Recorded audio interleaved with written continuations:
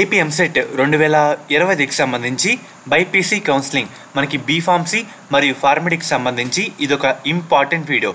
చాలామందికి కౌన్సిలింగ్ ఇదే first time కాబట్టి చాలా డౌట్స్ అయితే రావడం జరుగుతుంది. సో మెయిన్గా కామన్ డౌట్ ఏంటంటే మన రిజిస్ట్రేషన్ అదే అప్లికేషన్ కౌన్సిలింగ్ అప్లై చేసుకుంటాం కదా, మన ఫోన్ నెంబర్ ఇస్తాం కదా, మొబైల్కి మనకి మెసేజ్ వస్తుందా, మెసేజ్ వస్తేనే మనకి సీట్ వచ్చినట్ట అని చాలామందికి ఒక డౌట్ అయితే ఉంటుందన్నమాట. మెయిన్గా దాన్ని అయితే ఈ వీడియోలో క్లారిటీగా చెప్తాను.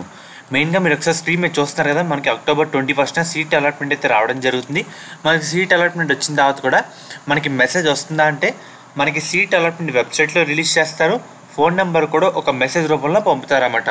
మెయిన్గా మనకు వచ్చే మెసేజ్ కూడా కొంచెం టైం అయితే పడుతుంది, ఎందుకంటే అప్పుడే రిలీజ్ చేస్తారు కాబట్టి కొంత వేల మంది విద్యార్థులు అప్లై చేస్తారు కాబట్టి అందరికీ వెళ్ళడానికి కొంచెం టైం అయితే పడుతుంది. అండ్ అలాగే సర్వర్ వల్ల కూడా కొంచెం టైం అయితే పడుతుంది అన్నమాట.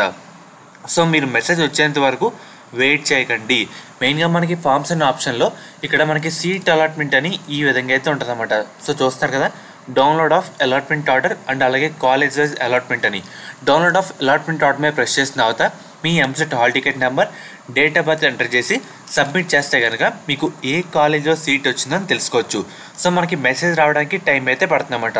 మెసేజ్ రాకపోతే సీట్ రానట్టయితే కాదు, మెయిన్గా మీరు వెబ్సైట్లో చెక్ చేసుకోవడం బెటర్. మెసేజ్ రావడానికి చాలా టైం అయితే పడుతుందన్నమాట. సో అందుకు చెప్తున్నాను. సో ఎవరు కన్ఫ్యూజ్ అయితే అవ్వకండి, మెసేజ్ రాకపోతే సీట్ రానట్టు ఇలా అయితే కాదన్నమాట.